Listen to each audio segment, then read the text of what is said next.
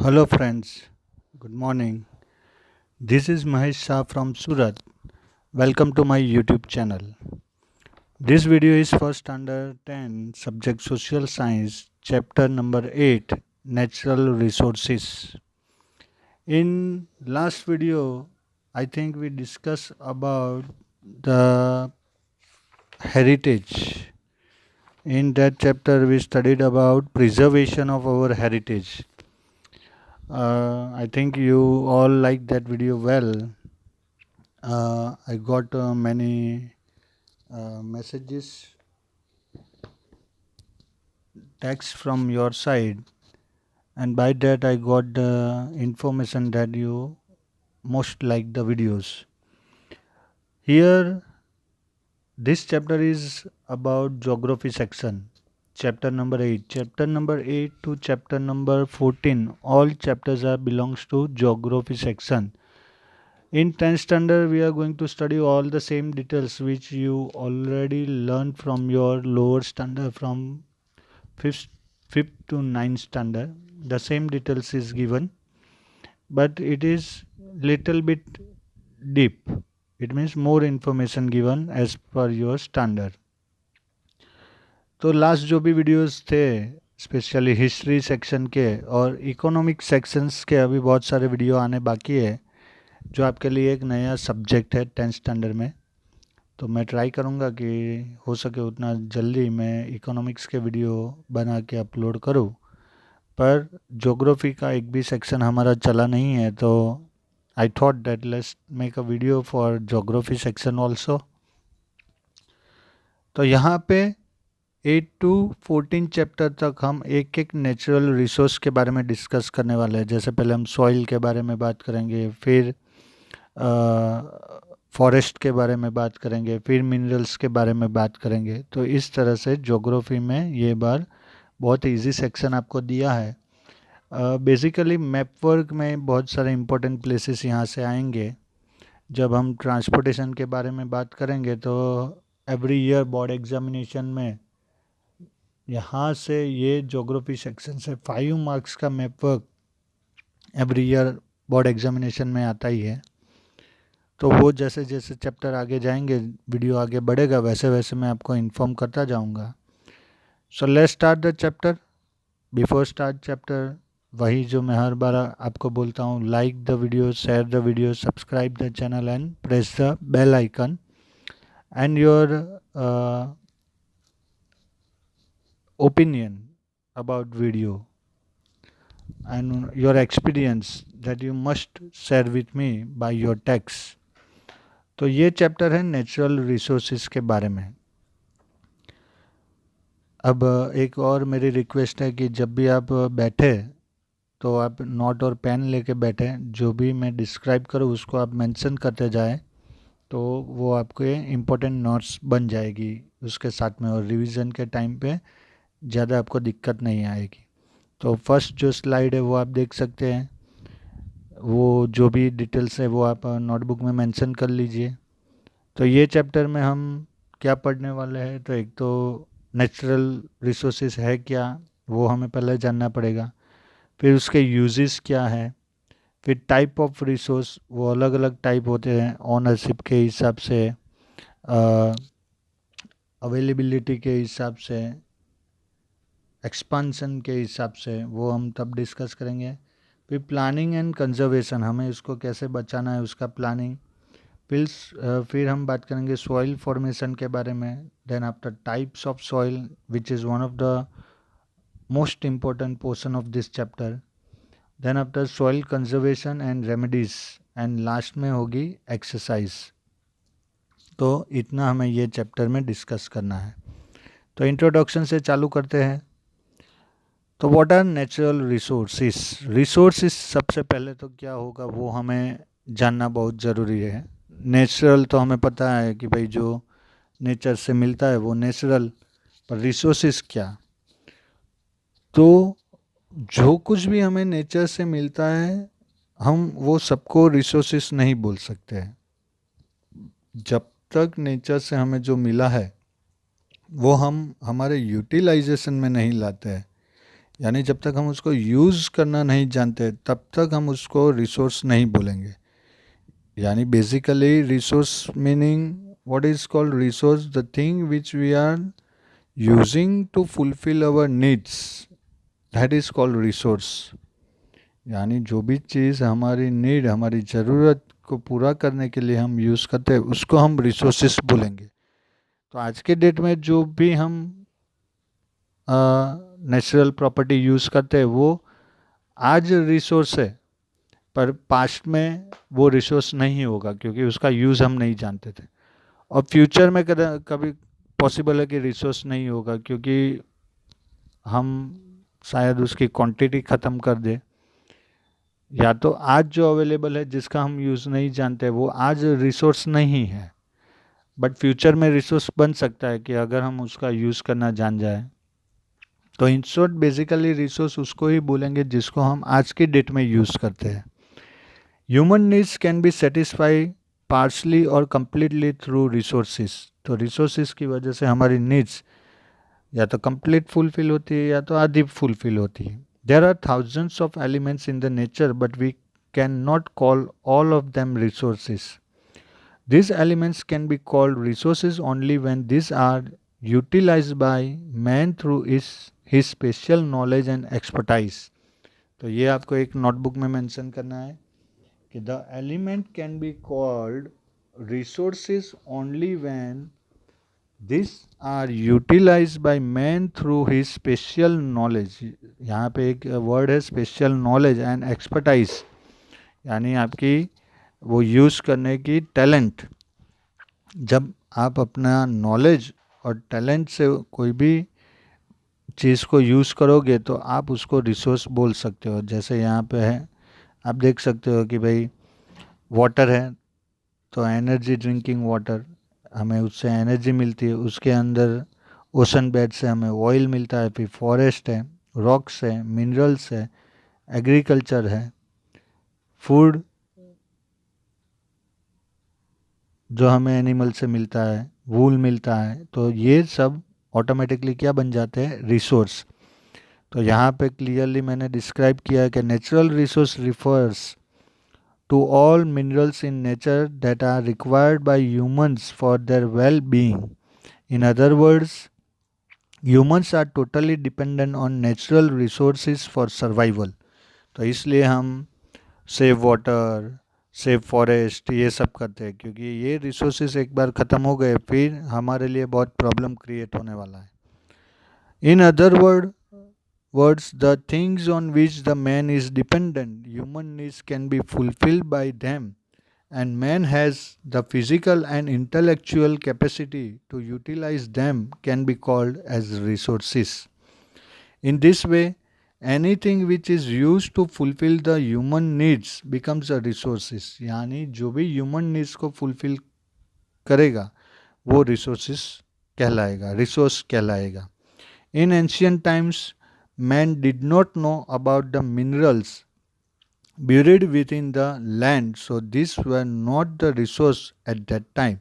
But today, these are extremely useful due to their utility and the developed techniques of mining।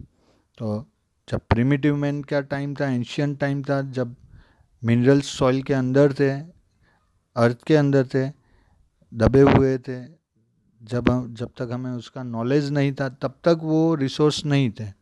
पर आज इतनी सारी techniques आ गई है, इतने सारे मशीन्स आ गए हैं, माइनिंग करके उसको बाहर निकालते हैं और यूज़ करते हैं। तो आज की डेट में ये जितने भी मिनरल्स है वो रिसोर्स है। The natural resources should have both the virtues of utility and capability to work। The resources are made of the interaction of the three example, nature, man and the culture।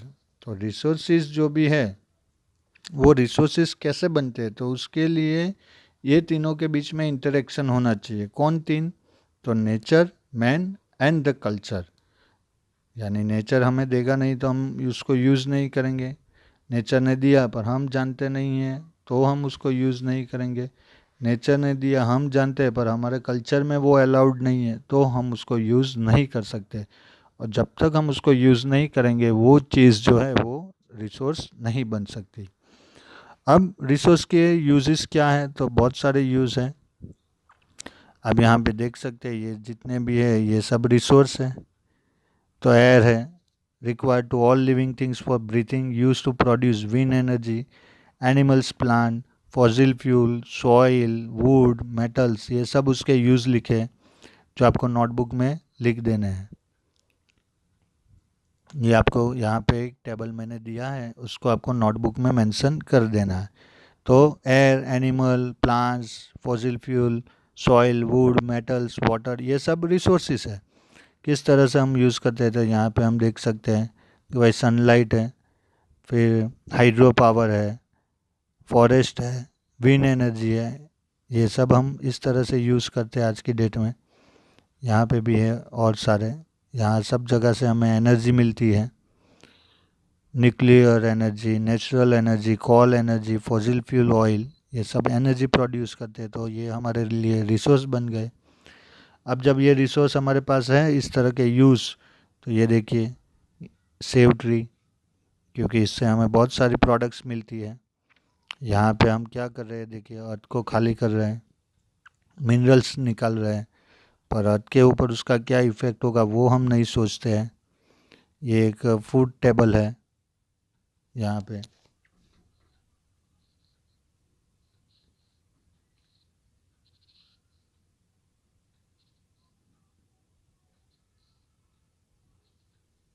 ये food table है कि food chain जिसको बोलते हैं, कि कहाँ से क्या हमें मिलता है और किस तरह से हम उसको यूज़ करते हैं, रो फूड पिरामिड। तो ये सब यूजेस है कि किस तरह से हम रिसोर्स को यूज़ कर रहे हैं। तो resource are useful to us in many ways. We learn about its role gradually at every stage of human life. All activities from agriculture to industries ultimately depend on natural resources. Resources as food. So, various food requirements of man are compelled by various resources. Fruits grown naturally, various crops obtained through agriculture, milk and its products, and meat obtained through domestic animals, fish and other aquatic animals from reservoirs, honey prepared by honeybees, etc. are used as food items. तो यहाँ से ये जितने भी है, plant हो या domestic animal हो या फिश हो या एक्वेटिक एनिमल हो, ये सब रिसोर्सेस है। Resource as a source of raw material. So various goods obtained from forest, agro products, wool, hides and meat available from animals, minerals, ores, etc. from the raw material for many industries. तो raw material के जैसा हम जो product use करते हैं वो resource है। Resources as energy resources. We use coal, petroleum, natural gas, etc. as fuel in industries as well as domestic fuel. Besides, energy can be generated through solar isolation, wind, sea waves, tides and ebbs and waterfalls, etc. तो ये सब हमारे लिए resources बन जाते हैं और इस तरह से हम हमारे रिसोर्स को यूज़ करते हैं। अब टाइप्स ऑफ यूज रिसोर्सेज, तो बहुत सारे टाइप्स हैं। यहाँ पे जो आपके टेक्स्ट बुक के अंदर जो लिखे हैं वो ओनरशिप के बेस के ऊपर, और एक है ये वाला, resources can be classified as follow on the base of their distribution, किस तरह से वो डिस्ट्रीब्यूट हुए हैं इस तरह से उसके टाइप बने हैं। तो पहले हम ओनरशिप के हिसाब से देख ले, तो individual resource own by an individual और अ फैमिली, जैसे कोई लैंड है, बिल्डिंग है, एक्सेट्रा। नेशनल रिसोर्स जो कंट्री का हो, ओन बाय अ कंट्री और a region, army, international trade. Global resource जो पूरी दुनिया का उसके ऊपर हक हो। ऑल फिजिकल और non physical resource which are use for human welfare, resource of common ownership of all nations of the world, जैसे ओशन है, एयर है, कुछ प्लेसेस है जिसको कोई भी यूज़ कर सकता हो। तो ये ओनरशिप के हिसाब से उसका डिवीज़न हुआ। अब अगर हम देखें कि डिस्ट्रीब्यूशन के हिसाब से, तो उसको हम देख लेते हैं। तो universal resource useful gases in the atmosphere जो सब जगह पे है, जैसे ऑक्सीजन और नाइट्रोजन। जनरली अवेलेबल रिसोर्स जैसे इजीली अवेलेबल है, तो लैंड है, सॉइल है, वाटर है, पास्चर लैंड है। रेयर रिसोर्सेज जो लिमिटेड प्लेसेस के ऊपर मिलते हैं, those available at limited places, जैसे mineral like coal, petroleum, copper, gold, uranium etcetera. Solitary resource, तो ये आपको एक खास ध्यान रखना है, ये एग्जाम में आ सकता है। Minerals available only at one और two places in the world, ये लास्ट बोर्ड एग्जाम में आया था 2019 की। जैसे टेरियोलाइट which is available only in Greenland, तो जो लिमिटेड प्लेस के ऊपर मिलते हैं, यानी वर्ल्ड में एक या दो जगह पे मिलते हैं, उसको सॉलिटरी रिसोर्स बोला जाता है। तो इस तरह से ये डिवीज़न है। यहाँ पे एक चार्ट भी मैंने बनाया है कि टाइप ऑफ रिसोर्स तो नेचुरल, ह्यूमन और मैन मेड है। अगर नेचुरल की बात करें तो वो और चार टाइप में डिवाइड है, बेस्ड ऑन ओरिजिन, जैसे बायोटिक और abiotic, based on utility, renewable और non renewable, based on level of development, potential, actual, based on distribution, localise और एबिक्विट्स। तो ये आपके सिलेबस में नहीं है, बट आपके जनरल नॉलेज के लिए यहाँ पे मैंने ये दोनों टेबल रखे हैं जो आप समझ सको। तो resources are classified on the basis of ownership, on the basis of re-availability and on the basis of distribution centers। तो यहाँ पे जो आपने चार्ट देखा वो ओनरशिप के हिसाब से था, और एक चार्ट जो है वो अवेलेबिलिटी, डिस्ट्रीब्यूशन के हिसाब से था। You could understand details of two types. Resources can be classified by other method also, wherein this can be classified into two types as renewable and non-renewable resources.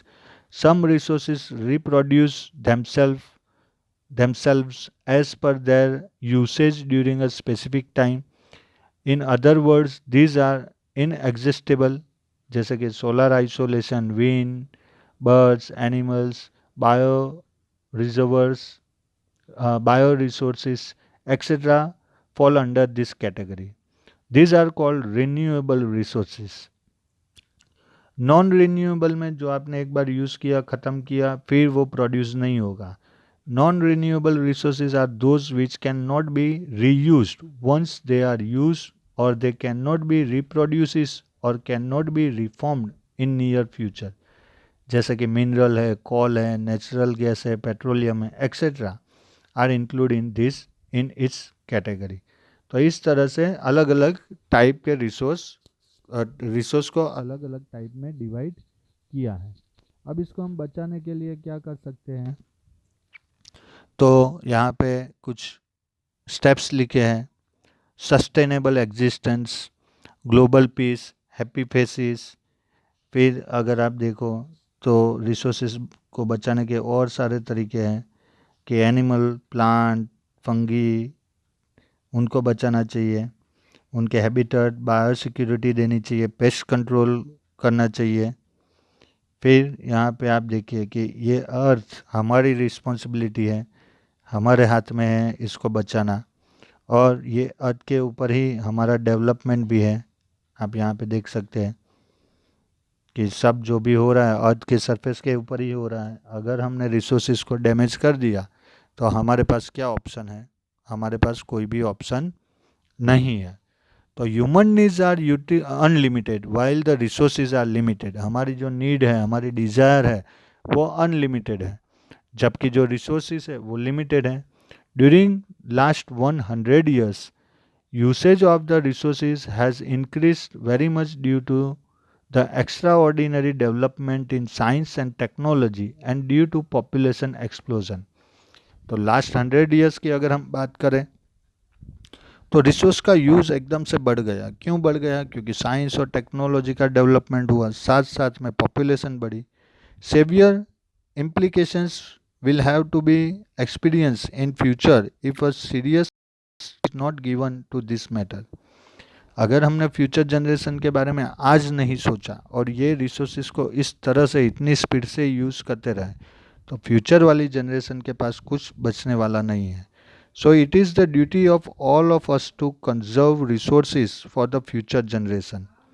तो ये हमारी रिस्पॉन्सिबिलिटी है कि जैसे हमारे फोर्थ फादर ने हमारे लिए बचा के रखा, वैसे ही हम हमारी नेक्स्ट जनरेशन के लिए भी कुछ बचा के जाए.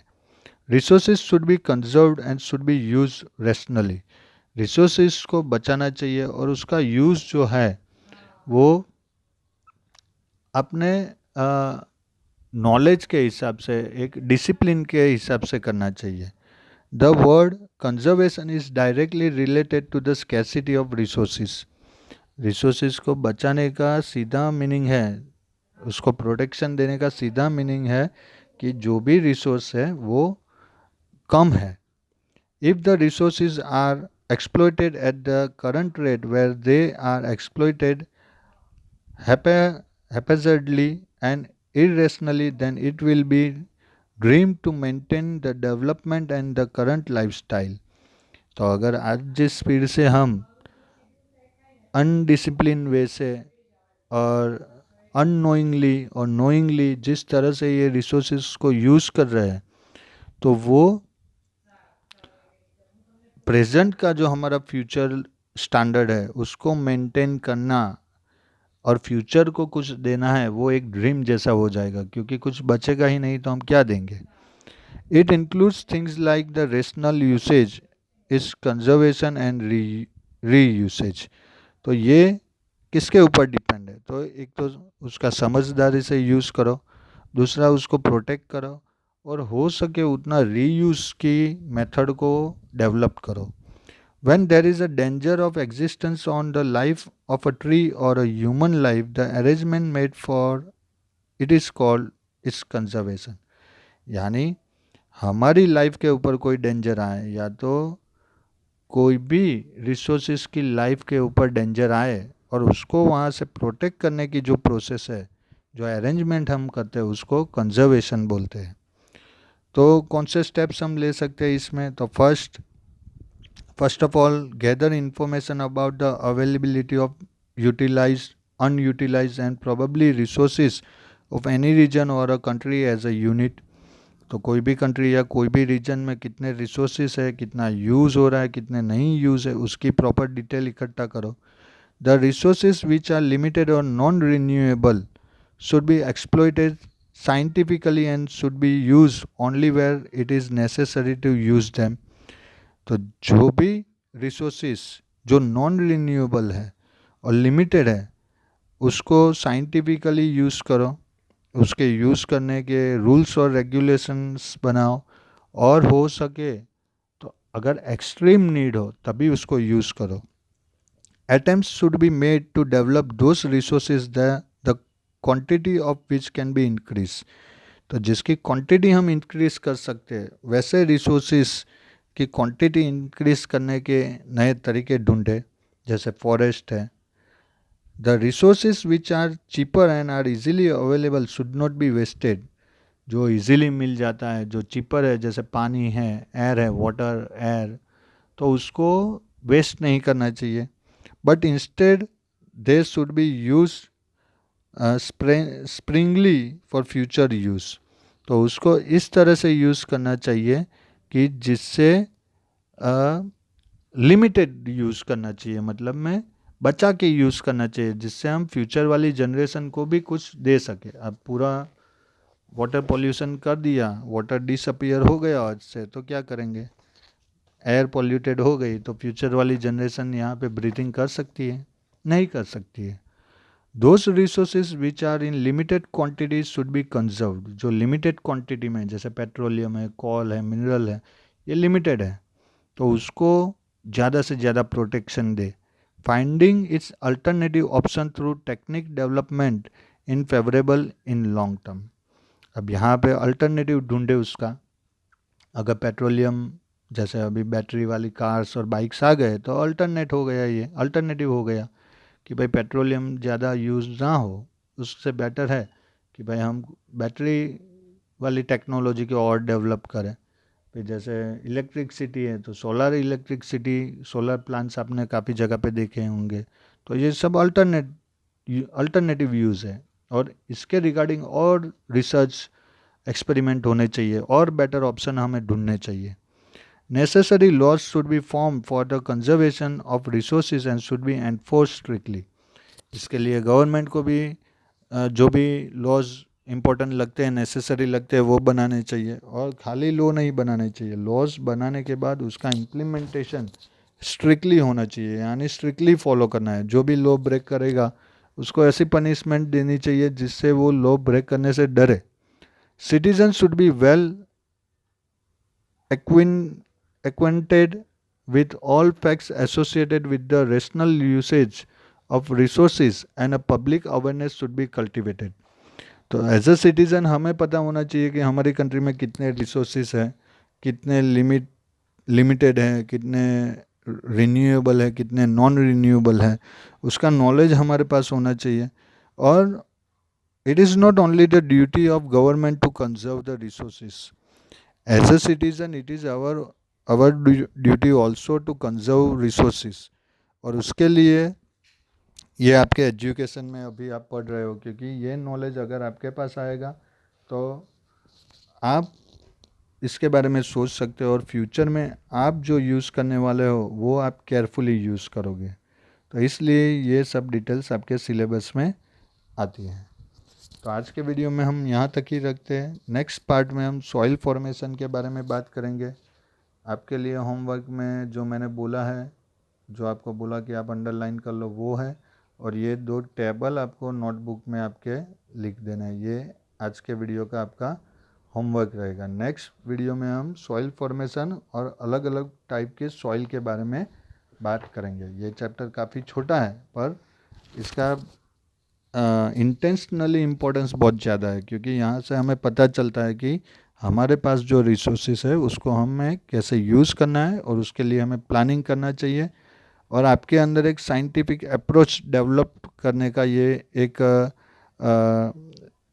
सोच है, जिसकी वजह से ये चैप्टर आपके सिलेबस में है। क्योंकि आप अगर साइंटिफिक अप्रोच रखोगे तो हो सकता है आप कोई नई टेक्निक ढूंढ लो कि कैसे सॉल्टी वाटर को फ्रेश वाटर में कन्वर्ट किया जाए, कैसे जो एयर में जो हार्मफुल पार्टिकल्स है उसको एब्जॉर्ब किया जाए, वैसी मशीन बनाई जाए चीपर रेट में, जो कोई आम आदमी भी यूज़ कर सके। जैसे आज मोबाइल है तो हर एक के आदमी हाथ में दिखता है। तो टेक्नोलॉजी कब आप बोलोगे कि वो सक्सेस हुई, कि जब लोएस्ट से लोएस्ट यानी पुअर से पुअर आदमी भी उसको यूज़ करना जान जाए, तो बोल सकते हैं कि नहीं अब आप सक्सेसफुल हो, कि आपकी टेक्नोलॉजी सक्सेस हो गई। तो ये अप्रोच जो है साइंटिफिक अप्रोच डेवलप करने के लिए ये चैप्टर आपके सिलेबस में है। अब इसके रिगार्डिंग अगर आपकी कोई क्वेरी हो तो आप मुझे टेक्स्ट कर सकते हो, आपके कोई भी क्वेश्चन हो तो आप मुझे पूछ सकते हो। और वीडियो के स्टार्टिंग में जैसे मैंने बोला कि आपको लाइक करना है, शेयर करना है, चैनल को सब्सक्राइब करना है, और बेल आइकन को प्रेस करना है कि जैसे ही इसका पार्ट 2 रिलीज़ हो आपको सबसे पहले नोटिफिकेशन मिल जाए। तो till then stay home, stay safe, god bless you, thank you very much.